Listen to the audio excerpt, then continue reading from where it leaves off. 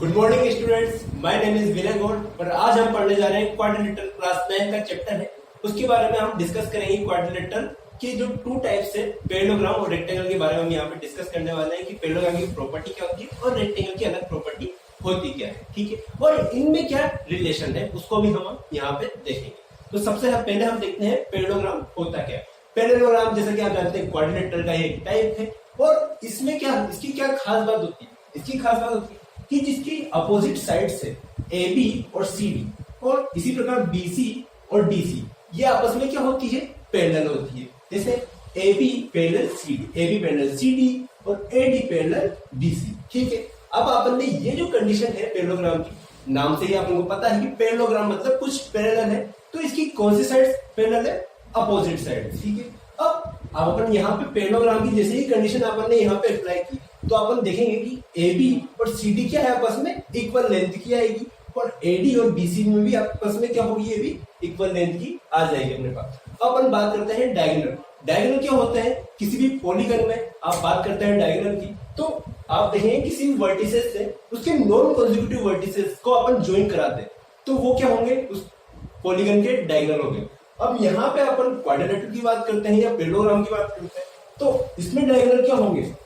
ए के लिए बी और सी, डी क्या है? कॉन्जिक्यूटिव वर्टिसेस, लेकिन सी क्या है? Non consecutive vertices. तो ए से सी को ज्वाइन करा दे अपन, जो लाइन सेगमेंट अपन को फाइंड हुआ उसको क्या बोलेंगे अपन? Line segment. ऐसे बी के लिए सी और ए क्या है? दोनों नॉन कॉन्जिक्यूटिव वर्टिसेस। तो नॉन कॉन्जिक्यूटिव क्या है? डी। तो बी से डी को ज्वाइन करा दे अपन तो अपन को क्या फाइंड हो जाएगा? एक अदर डायगोनल फाइंड हो जाएगा। और यहाँ पे अपन देखते हैं कि जो ये ए सी और बी डी है जो है वो आपस में इक्वल नहीं है, तो डायगोनल पैरेललोग्राम में इक्वल नहीं होते हैं और अकॉर्डिंग टू क्वेश्चन की कंडीशन ये इक्वल हो भी सकते हैं और नहीं भी। ठीक है, थर्ड प्रॉपर्टी क्या है?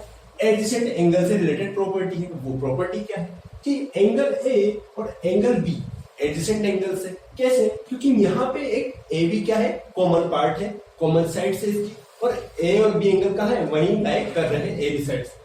तो ये एंगल ए और एंगल बी भी क्या होंगे? 180 डिग्री के इक्वल होंगे इनका सम। इसी प्रकार हम लोग देखें एंगल बी और एंगल सी में बीसी लाइन क्या है? कॉमन है और ये भी क्या है? कंसेक्यूटिव एंगल से। तो बी और सी एंगल का सम भी क्या होगा? 180 के इक्वल होगा। ऐसे ही सी और डी का सम भी क्या होगा? 180 और डी और ए का सम भी क्या होगा? 180। ठीक है, आई होप आपको समझ में आ रहा होगा। और अब अपन बात करते हैं अपोजिट एंगल्स के पेयर्स जो होते हैं पैरेललोग्राम, वो भी क्या होते हैं? आपस में इक्वल। तो एंगल ए और एंगल सी आपस में क्या है? इक्वल। और एंगल डी और एंगल बी क्या है? अपोजिट पेयर्स है एंगल से, तो एंगल डी और एंगल बी भी क्या होंगे? इक्वल होंगे। ठीक है, अब इसकी फोर्थ कंडीशन आती है कि जो ये डायगोनल है इसके, वो क्या करते हैं? किसी ओ पॉइंट पर इंटरसेक्ट करते हैं, लेकिन इंटरसेक्ट आपको ये बाइसेक्ट, इंटरसेक्ट भी करते हैं और आपस में ही क्या करते हैं? बाइसेक्ट भी करते हैं। तो अपन देखेंगे बाइसेक्ट करने की क्या प्रॉपर्टी होती है कि A O is equal to O C and O B is equal to O D.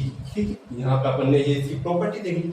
तो आई होप आपको ये पैरेललोग्राम समझ में आया होगा। पैरेललोग्राम की प्रॉपर्टी होती क्या है? नाम से ही आपको पता चल जाता है कि इसकी जिसको अपोजिट साइड से वो क्या होगी?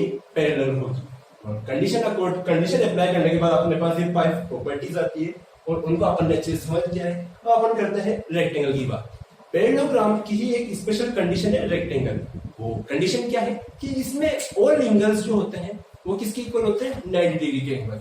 ऐसे अपन समझ सकते हैं रेक्टेंगल का नाम ही कहां से आया?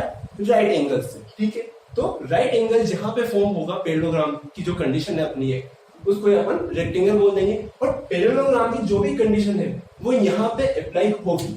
ठीक है, लेकिन रेक्टेंगल में क्या खास बात देखी अपन ने कि all angles are equal to 90 degree. ठीक है, तो ये 90 होगा, ये भी 90 होगा, यहाँ पे ये एंगल सी भी 90 होगा और एंगल डी भी 90 डिग्री के इक्वल होगा। ठीक है, अब अपन ने पैरेललोग्राम की जो कंडीशन देखी थी यहाँ पे उसको अपन अप्लाई करें यहाँ पे, तो ए बी ए डी और बी सी भी क्या है? पैरेलल है यहाँ पे, क्योंकि ये पैरेललोग्राम का ही एक टाइप है। ठीक है, ए बी और डी सी भी क्या है? आपस में पैरेलल। और पैरेलल की अपन ने कंडीशन यहाँ पे अप्लाई करी तो अपन देखेंगे कि A B is equal to D C और A D is equal to D C, क्योंकि ए बी और सी डी इक्वल है और डी ए और सी बी भी क्या है, इक्वल हो जाएगी। ठीक है, अपन ने फर्स्ट प्रॉपर्टी देख ली। सेकंड प्रॉपर्टी अपन जानते ही, अपन ने बोल ही दिया शुरू में कि इसके और एंगल्स किसके इक्वल है, 90 डिग्री के इक्वल, ये भी अपन ने देख लिया। अब डायगोनल जो होते हैं इसके, डायगोनल होते हैं ए सी और बी डी, यहाँ पे अपन ने शो की थी डायगोनल की डेफिनेशन। तो एंगल ए, एंगल मतलब ए सी डायगोनल और बी डी डायगोनल भी क्या होते हैं, यहाँ पे इक्वल होते हैं। ठीक है, और लास्ट जो प्रॉपर्टी है अपनी, पैरेललोग्राम में बाइसेक्ट करते थे, लेकिन यहाँ पे सारे जो पार्ट्स है, मतलब ये सारे ए ओ, ओ सी, ओ बी और ओ डी, ये आपस में क्या होंगे, इक्वल भी होंगे।